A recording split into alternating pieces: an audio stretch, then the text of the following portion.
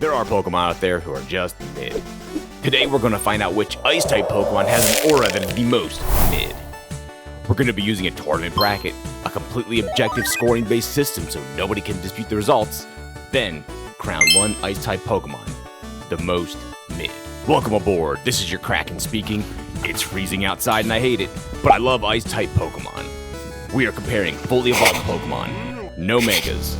A new category added each round with a rating of 1 to 10, averaging the previous 2 rounds' scores, closest to 5 advances. And a tiebreaker rule designed to punish anything that stands out. To narrow down the field, I did everyone's favorite, a tier list. I made this ranking system using a simple criteria. When looking at a Pokemon, does it give off ice impressions to somebody who does not know the types? If it does, it's out. If it does not, also out. We're here looking for that mid-mon, the one that is just, yeah, that's kinda icy energy. We have our contestants and our randomly populated bracket. Let's dive in. Round 1, we're scoring Elemental Integration, aka Ice Vibes. This is your basic, does the Pokemon look like an ice Pokemon? We have 2 preliminary rounds. First up is Arcazult, the fossil Pokemon, versus Ninetales, the fox Pokemon. This electric ice Pokemon, well, I don't really know what's going on here, but it's not super icy. 2 out of 10, because it uses some common ice-themed colors on the bottom half, I guess. Versus Alolan Ninetales. You know it, you love it, and it does give off Arctic Fox vibes. Which we do associate with the cold, but it's more Snow Fairy than Ice Fairy. So that's a 3 out of 10, giving Alolan Ninetales the win.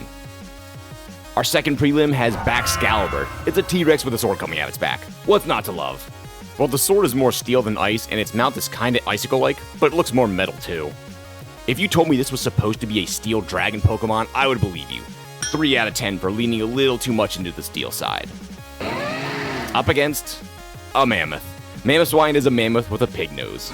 But everyone sees a mammoth and instinctually thinks of the cold and the Arctic, so it's not too bad. Let's give it a 4 out of 10, giving Mamoswine the win to move on.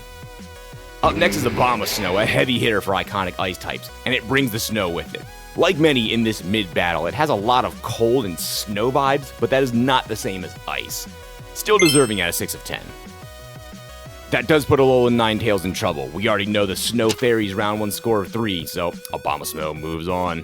This next contender is my favorite evolution, Glaceon. But looking at it for ice and its design, just like its competitive viability, it's not looking good for our boy here. 3 out of 10. Then there's Aurorus. This Aurora Dino does have those cool icy gems and some good icy blues. Its ice vibes are subtle. I'll rate it a 4 out of 10, giving Aurorus the win over Glaceon to move on. With our next pair, I still don't know how to feel about this Pokemon. It's a Titan. It's a whale with legs. Do I like it? Is it lame? Is it so lame it's looped back around and become cool again? I still can't decide, and luckily for this, I don't have to. We're only looking at ice theming its design right now, and it's low. Sorry, Derpy Whale, it's a 2 out of 10. Matched up against Frostlass. Now, she's got these small icy horns and overall does a good job of portraying that icy storm ghost vibe. And it's subtle too. I'll give it a 4 out of 10, taking the win to move on to round 4. Wrapping up round 1, we have Mamoswine, you know its score of a 4, up against Galarian Darmanitan. On one hand, we do have this snow gorilla, kind of 4-ish, but we do have another form. It's Zen mode. A snowman with hands, 2 faces, and a kind of flame horn nose. That's gonna have to bring you down to a 3, letting Mamoswine move on. We are moving on to round 2, and with that, we are introducing a next rating category, Design Originality. That's rating on, exactly how it sounds, how original the Pokemon's design is. Let's start with Abomasnow. It's a Yeti, the Abominable Snowman. I like it. I think it's a really cool Pokemon. It does have that grass secondary type, and it has elements of like an evergreen tree, giving its design a unique spin. But it's still the Yeti Pokemon. It's gotta be a 3 out of 10, giving a combined score of 4.5 for round 2. Versus Aurorus, this blue Littlefoot that's just been smoothed out some, add some little icy gems, and then we have this flowing Aurora Cobra hood. Overall, pretty decent. Not trying too hard, but the designer wasn't out for lunch. 6 out of 10, giving Aurorus a combined score of 5, moving on to the finals. Our next matchup is Frostlass versus Mamoswine. The ice ghost Pokemon based on the female snow spirit in Japanese folklore. Frostlasses are all female, but this thing isn't giving off human vibes, although its design does incorporate some kimono elements. Still, there's some good overall design work here, landing it at a respectable 7 out of 10, giving Frostlass a combined score of 5.5 for round 2. Up against Mamoswine, we said it before, it's a cold pig mixed with a cold elephant. But Mamoswine does have a lot of charm, and this Pokemon's design total is certainly greater than the sum of its parts, landing it right out of 5, giving Mamoswine a combined score of 4.5. Both land equally close to 5, which means we have hit our tiebreaker. If these Pokemon were to disappear, which would be more noticed? There are a few ways to do this, maybe a community poll or a popularity contest. But I think the better way to see who would notice if a Pokemon's gone missing is to check with the gamers using them in battle. So we're looking up some tournament usage here. We see that Mamoswine has some usage, 2 international top 8s including a win, and if we check Frostlass, well, I guess if you want to be the most successful Frostlass player, the bar is pretty low. That usage tells me if both of these Pokemon were to disappear, some people would notice Mamoswine is gone, and which gives our win of this tiebreak to Frostlass, going into the final matchup. Here we are, crew. We have arrived at the finals of the Kraken's Mid-Aura Showdown, Ice Edition, to determine who is the most Mid-Aura Ice-type Pokemon. Our final category to rank our contenders and average out their scores is Icon Factor, or how memorable is the Pokemon. A Pokemon can have a low design originality, but still be very memorable. Let's take a look at Voltorb here. It's just a Pokeball with angry eyes, and yet everyone remembers it immediately. Do we remember it because its design is so boring? Do we remember it because we ran into them in the game thinking it was a Pokeball, despite them being over a foot tall canonically?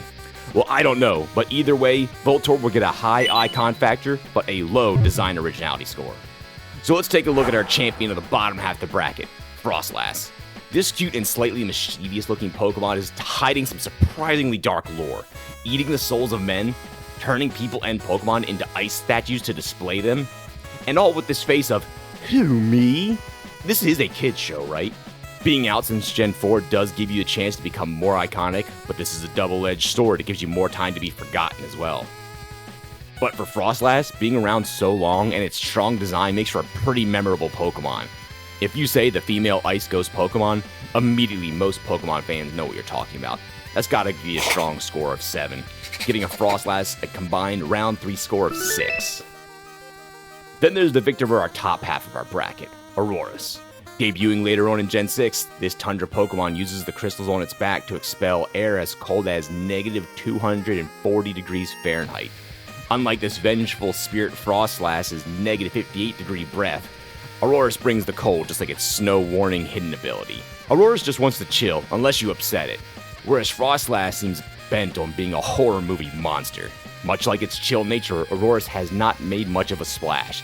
If someone comes to you asking about that Ice Rock Pokemon, there's a good chance they've forgotten them entirely, or might be recalling the disappointment that is Hisuian Avalugg.